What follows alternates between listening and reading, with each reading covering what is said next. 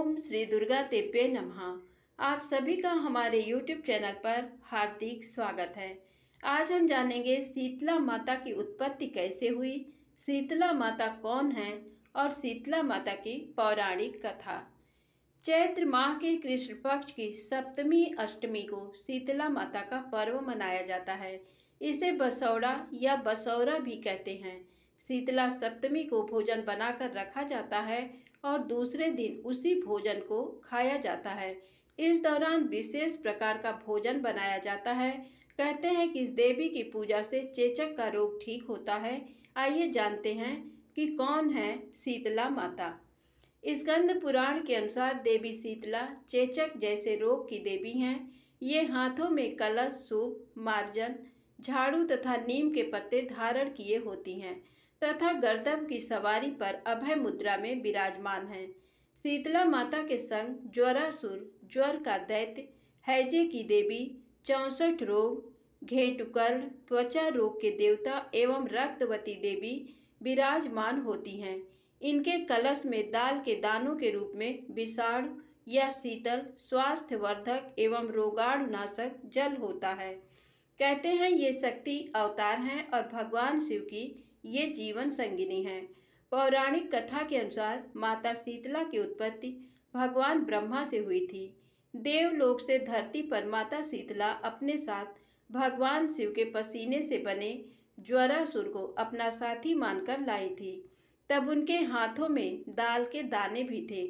उस समय के राजा विराट ने माता शीतला को अपने राज्य में रहने के लिए स्थान नहीं दिया तो माता क्रोधित हो गईं। उस क्रोध की ज्वाला से राजा की प्रजा को लाल लाल दाने निकल आए और लोग गर्मी के मारे मरने लगे। तब राजा विराट ने माता के क्रोध को शांत करने के लिए ठंडा दूध और कच्ची लस्सी उन पर चढ़ाई। तभी से हर साल शीतला अष्टमी पर लोग माँ का आशीर्वाद पाने के लिए ठंडा भोजन माता को चढ़ाने लगे। स्कंद पुराण में इनकी अर्चना स्तोत्र को शीतलाष्टक के नाम से व्यक्त किया गया है। मान्यता है कि शीतलाष्टक स्तोत्र की रचना स्वयं भगवान शिव जी ने लोक कल्याण हेतु की थी। इस पूजन में शुद्धता का पूर्ण ध्यान रखा जाता है। इस विशिष्ट उपासना में शीतला अष्टमी के एक दिन पूर्व देवी को भोग लगाने के लिए बासी खाने का भोग बसौड़ा उपयोग में लाया जाता है। शीतला माता की व्रत कथा। शीतला माता के संदर्भ में प्रचलित एक कथा के अनुसार एक दिन माता ने सोचा कि धरती पर चलकर देखें कि उनकी पूजा कौन कौन करता है। माता एक बुढ़िया का रूप धारण कर राजस्थान के डूंगरी गांव में गईं। माता जब गांव में जा रही थी कि तभी ऊपर से किसी ने चावल का उबला हुआ पानी डाल दिया, जिससे माता के पूरे शरीर पर छाले हो गए और पूरे शरीर में जलन होने लगी। माता दर्द में कराहते हुए गांव से सभी से सहायता मांगी, परंतु किसी ने भी उनकी सहायता नहीं की। गांव में कुम्हार परिवार की एक महिला ने जब देखा कि एक बुढ़िया दर्द से कराह रही है तो उसने माता को बुलाकर घर पर बैठाया और बहुत सारा ठंडा जल माता के ऊपर डाला। ठंडे जल के प्रभाव से माता को उन छालों की पीड़ा में राहत महसूस हुई। इसके बाद कुम्हारिन महिला ने माता से कहा कि मेरे पास केवल रात के दही और राबड़ी रखी हुई है, आप इनको खाएं। रात के रखे दही और ज्वार की राबड़ी खाकर माता को शरीर में बहुत ठंडक मिली। इसके बाद कुम्हारिन ने माता से कहा कि आपके बाल बिखरे हैं, लाइए मैं इनको गूंथ देती हूँ। जैसे ही वह महिला माता शीतला की चोटी बनाने लगी तो उसे बालों के नीचे छुपी तीसरी आंख दिखी। ये देखकर वह डर कर भागने लगी। तभी माता ने कहा, बेटी डरो मत, मैं शीतला माता हूँ और मैं धरती पर ये देखने आई थी कि मेरी पूजा कौन करता है। माता शीतला अपने मूल रूप में प्रकट हो गई। कुम्हारिन महिला शीतला माता को देखकर भाव विभोर हो गई। उस कुम्हारिन ने माता से कहा, माता मैं तो बहुत गरीब हूँ, आपको कहाँ बैठाऊँ, मेरे पास तो आसन भी नहीं है। माता मुस्कुराते हुए कुम्हारिन के गधे पर जाकर बैठ गई और झाड़ू से कुम्हारिन के घर से सफाई कर डलिया में डालकर उसकी गरीबी को बाहर फेंक दिया। कुम्हारिन के निस्वार्थ श्रद्धा भाव से प्रसन्न होकर माता ने उससे वर मांगने को कहा। कुम्हारिन ने हाथ जोड़कर कहा, माता आप वर देना चाहती हैं तो आप हमारे डूंगरी गांव में ही निवास करें और जो भी इंसान आपकी श्रद्धा भाव से सप्तमी और अष्टमी को पूजा करें और व्रत रखे तथा आपको ठंडा व्यंजन का भोग लगाए, उसकी गरीबी भी ऐसे ही दूर करे। पूजा करने वाली महिला को अखंड सौभाग्य का आशीर्वाद दें। माता शीतला ने कहा, बेटी ऐसा ही होगा, और कहा कि मेरी पूजा का मुख्य अधिकार कुम्हार को ही होगा। कहा जाता है कि इसलिए ही माता शीतला को ठंडा बासी भोजन और शीतल जल प्रिय है। आइए सुनिए शीतला माता की दूसरी पौराणिक कथा। शीतला अष्टमी का व्रत करने से संक्रामक रोग, त्वचा रोग, फोड़े, चेचक, बड़ी माता, छोटी माता आदि से मुक्ति मिलती है। अष्टमी के दिन शीतला माता को बासी पकवानों का भोग लगाते हैं और विधि पूर्वक माता की पूजा करते हैं। व्रत के नियमों का पालन करते हैं। ऐसा करने से शीतला माता प्रसन्न होती हैं और आरोग्य का आशीर्वाद देती हैं। शीतला अष्टमी की पूजा के समय शीतला अष्टमी व्रत कथा का पाठ करते हैं, जिससे व्रत का पूर्ण लाभ मिलता है। शीतला अष्टमी की पौराणिक कथा के अनुसार एक राज्य के राजा का एक ही बेटा था। उसे चेचक शीतला निकली थी। उसी राज्य के एक गरीब परिवार के बेटे को भी शीतला निकली हुई थी। वह परिवार माँ भगवती की पूजा करता था। उस परिवार ने शीतला के समय जिन भी नियमों का पालन किया जाता है, उन सब का ध्यान रखा। घर में बिना छौंक के सब्जी बनती थी। भुने या तले हुए खानों और नमक पर पाबंदी थी। घर के सभी लोग ठंडा खाना ही खाते थे। ऐसा कुछ दिन तक चला और उस परिवार का बेटा स्वस्थ हो गया। दूसरी ओर राजा के बेटे का रोग ठीक नहीं हो रहा था। राजा ने सतचंडी का पाठ शुरू कराया। रोज गरम स्वादिष्ट भोजन बनते थे। भुने और तले हुए भोजन खाया जाता था। मांस भी बनाया जाता था। राजा का बेटा जो भी जिद करता था वह पूरी कर दी जाती थी। इनके सबके कारण राजा के बेटे के शरीर में फोड़े हो गए। उसमें खुजली और जलन होने लगी। जो उपाय किया जाता उसका कोई असर नहीं होता। शीतला का प्रकोप और बढ़ गया। इन सबसे राजा परेशान हो गया। वह सोचने लगा कि आखिर इतने उपाय करने के बाद भी शीतला का प्रकोप शांत क्यों नहीं हो रहा है। राजा के गुप्तचरों ने उसे बताया कि राज्य में एक गरीब परिवार के बेटे को भी शीतला निकली थी, लेकिन वह कुछ दिनों में ही स्वस्थ हो गया था। तब राजा ने सोचा कि वह तो माता की इतनी सेवा कर रहा है, फिर भी उनका प्रकोप कम क्यों नहीं हो रहा है, उसका बेटा स्वस्थ क्यों नहीं हो रहा है। राजा ये सब बातें सोचते सोचते सो गया। उसके स्वप्न में शीतला माता ने दर्शन दिया। राजा से कहा कि वह उसकी सेवा और पूजा से प्रसन्न है, लेकिन तुमने शीतला के नियमों को तोड़ा है। इस वजह से शीतला का प्रकोप शांत नहीं हो रहा है। इसके लिए तुम खाने में नमक बंद कर दो, बिना छौंक के सब्जी बनाओ, खाने में तेल का प्रयोग न करो और सभी लोग ठंडा भोजन करें। बेटे के पास किसी को मत जाने दो। ऐसा करो, जल्द ही तुम्हारा बेटा स्वस्थ हो जाएगा। अगले दिन से राजा शीतला माता के बताए गए नियमों का पालन करने लगा। देखते ही देखते कुछ ही दिनों में राजा का बेटा स्वस्थ हो गया। प्रेम से बोले शीतला माता की जय हो। आइए सुने शीतला माता की तीसरी पौराणिक कथा। किसी गांव में एक औरत अपनी दो बहुओं के साथ रहती थी। उसकी दोनों बहुओं के एक एक पुत्र था। उसकी बड़ी बहू बहुत लड़ाका और गुस्से वाली तथा सबसे जलन रखने वाली थी, जबकि छोटी बहू बहुत संस्कारी और प्रेम व्यवहार वाली थी। एक बार जब शीतला सप्तमी का दिन आया तो उस औरत ने अपनी बहुओं से भोजन बनाने को कहा। बड़ी बहू ने साफ मना कर दिया। तब उसने छोटी बहू को भोजन बनाने को कहा। छोटी बहू को भोजन तैयार करने में रात हो गई। इतने में उसका बच्चा रोने लगा तो वह भोजन को बीच में ही छोड़कर बच्चे को दूध पिलाने के लिए लेट गई। दिन भर की थकान की वजह से उसको नींद आ गई और चूल्हा जलता ही रह गया। रात्रि में शीतला माता भ्रमण करते करते छोटी बहू के घर आईं और चूल्हे में लौटने लगी, जिससे शीतला माता का पूरा शरीर जल गया। जिससे शीतला माता क्रोधित हो गईं और उन्होंने छोटी बहू को श्राप दिया कि जैसे मेरा शरीर जला है वैसे तेरा पेट जले। सुबह उठकर बहू ने देखा कि चूल्हा जल रहा था और उसका बच्चा मर गया था। बच्चे का पूरा शरीर जला हुआ था। ये देखकर छोटी बहू जोर जोर से रोने लगी। वह समझ गई कि शीतला माता के क्रोध से ही ये सब हुआ है। उसकी सास ने जब ये देखा तो वो भी बहुत दुखी हो गई। उसने बहू को कहा कि वो शांत हो जाए, इस तरह रोने से कुछ नहीं होगा। शीतला माता फिर से सब कुछ ठीक कर देंगी, तू उनके पास जा। ये सुनकर छोटी बहू ने अपनी सास का आशीर्वाद लिया और अपने मरे हुए बच्चे को डलिया में रखकर घर से निकल पड़ी। रास्ते में बहू को एक तालाब मिला। तालाब में पानी तो बिल्कुल लबालब भरा हुआ था। एक तालाब से दूसरे तालाब में समाता रहता था, परंतु कोई भी पशु पक्षी जीव जंतु इसका पानी नहीं पीता था। गलती से भी कोई उस तालाब का पानी पी लेता था तो उसकी मृत्यु हो जाती थी। छोटी बहू को वहां से जाते देखकर दोनों तालाबों ने कहा कि तुम कहाँ जा रही हो। तब छोटी बहू ने बताया कि शीतला माता ने मुझे श्राप दिया है, मैं उनसे क्षमा मांगने के लिए जा रही हूँ। तब दोनों तालाबों ने कहा कि बहन, हमारे तालाब का पानी कोई नहीं पीता, और अगर कोई पी लेता है तो उसकी मृत्यु हो जाती है। हमने कौन सा पाप किया है? कृपया उसका निवारण भी तुम शीतला माता से पूछ लेना।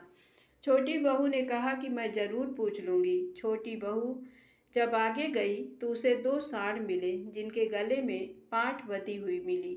ये दोनों हमेशा आपस में लड़ते रहते थे। छोटी बहू को देखकर दोनों ने पूछा कि बहन, तुम कहाँ जा रही हो? तो उसने कहा, मैं शीतला माता के पास अपने श्राप का निवारण पूछने जा रही हूँ। तब दोनों सांड बोले कि बहन, हम हमेशा आपस में लड़ते रहते हैं, अगर आपको शीतला माता मिल जाएं तो कृपया उनसे हमारे पाप का निवारण भी पूछ लेना। छोटी बहू ने कहा कि मैं आपके पाप का निवारण भी पूछ लूंगी। आगे जाने पर एक बुढ़िया एक बेर की झाड़ के नीचे अपने बिखरे बालों को दोनों हाथों से खुजला रही थी। उसने छोटी बहू को देखते ही कहा कि इधर आ, कहाँ जा रही है और इस टोकरे में क्या है? छोटी बहू ने बुढ़िया को अपना दुखड़ा कह सुनाया, परंतु बुढ़िया ने उसकी बात पर ध्यान नहीं दिया और अपने स्वार्थ की बात करते हुए कहा, अरे बेटी, जरा मेरा सर देख दे, मेरे सर में बहुत जुएं हो गए हैं। बहू ने बुढ़िया की गोद में अपने मरे हुए बच्चे को दे दिया और बुढ़िया के सर से जुएं निकालने लगी। बुढ़िया के सर से जब सारी जुएं निकल गईं तो उसकी खुजली मिट गई, तो उसको सर में ठंडक मिल गई। तो उसने बहू को आशीर्वाद दिया कि जैसे मेरा सर ठंडा हो गया है वैसे ही तेरा पेट भी ठंडा हो जाए। उसी समय शीतला माता की कृपा से एक चमत्कार हुआ। बुढ़िया की गोद में पड़ा बच्चा जीवित हो गया। छोटी बहू समझ गई कि वो बुढ़िया शीतला माता ही हैं। छोटी बहू उनसे पैरों में गिरकर क्षमा मांगने लगी। फिर छोटी बहू ने दोनों तालाबों के पाप का निवारण पूछा तो शीतला माता ने कहा कि बेटी, ये दोनों पूर्व जन्म में तोतन थी और दोनों आपस में लड़ा करती थी। उन दोनों ने कभी किसी की मदद नहीं की। अब तो उन दोनों तालाबों का पानी पी लेना, जिससे उनके पापों का निवारण हो जाएगा। उसके बाद छोटी बहू ने दोनों सांडों के श्राप का निवारण पूछा तो शीतला माता ने कहा कि बेटी, ये दोनों पिछले जन्म में देवरानी जेठानी थी। दोनों आपस में बहुत लड़ाई किया करती थी, इसलिए उन्हें इस जन्म में सांड का जन्म मिला है। तो उनके गले से घंटी के पाठ खोल देना, जिससे उनके पापों का नाश हो जाएगा और दोनों मिलजुल कर रहने लगेंगी। छोटी बहू सबके पापों का निवारण पूछकर खुशी खुशी वापस लौट आई। रास्ते में उसे दोनों सांड मिले। बहू ने उनके गले से घंटी के पाठ खोल दिए और उनका झगड़ना बंद हो गया। वहां से आगे जाने पर उन दोनों तालाब मिले तो छोटी बहू ने दोनों तालाबों का पानी पी लिया, जिससे उनका पानी अमृत के समान मीठा हो गया। फिर छोटी बहू बच्चे को लेकर अपने घर आ गई। उसके बच्चे को जीवित देखकर सास बहुत खुश हो गई, परंतु जेठानी ने अपना मुंह बना लिया। अंदर आकर छोटी बहू ने देखा कि उसका घर अन्न धन से भरा हुआ है। अब जेठानी को ये सब पता चला तो उसने सोचा कि अगले साल मैं भी देवरानी के जैसा ही करूंगी। उसने सब कुछ उसी प्रकार से किया जैसे देवरानी से गलती से हो गया था। शीतला माता से श्राप मिलने के बाद जब वह बच्चे को लेकर निकली तो रास्ते में उसे वही दो तालाब मिले। उन्होंने जब उससे पूछा कि कहाँ जा रही हो तो उसने कहा, तुमसे क्या मतलब? आगे जाने पर दोनों सांड मिले। उन्होंने पूछा कि बहन, कहाँ जा रही हो? तो उसने कहा, देखती नहीं हो मेरा बच्चा मर गया है, मैं शीतला माता के पास इन्हें जीवित कराने के लिए जा रही हूँ। सांडों ने कहा कि हमारा भी एक काम कर देना, पर जेठानी ने मना कर दिया। आगे जाने पर उसे बुढ़िया मिली। बुढ़िया ने उससे कहा कि बेटी, तू मेरे सर से जुएं निकाल दे। तब जेठानी ने उसको झिड़क दिया और कहा कि देखती नहीं, मेरा बेटा मर गया है। सारा दिन वह अपने मरे हुए बच्चे को लेकर घूमती रही, लेकिन उसे शीतला माता नहीं मिली। बुढ़िया के रूप में आई हुई शीतला माता को वह पहचान नहीं पाई और अपने झगड़ालू स्वभाव की वजह से उसने किसी की मदद भी नहीं की। वह रोती हुई अपने घर लौट आई। बुराई और धोखे का फल हमेशा बुरा ही मिलता है। अपने लालच और ईर्ष्या की वजह से उसे अपने बच्चे को भी खोना पड़ा। हे शीतला माता, जैसे आपने छोटी बहू की गलती को माफ़ किया, वैसे हम सबकी गलतियों को माफ़ करना। प्रेम से बोलें, शीतला माता की जय हो। आइए सुने शीतला माता की अगली पौराणिक कथा।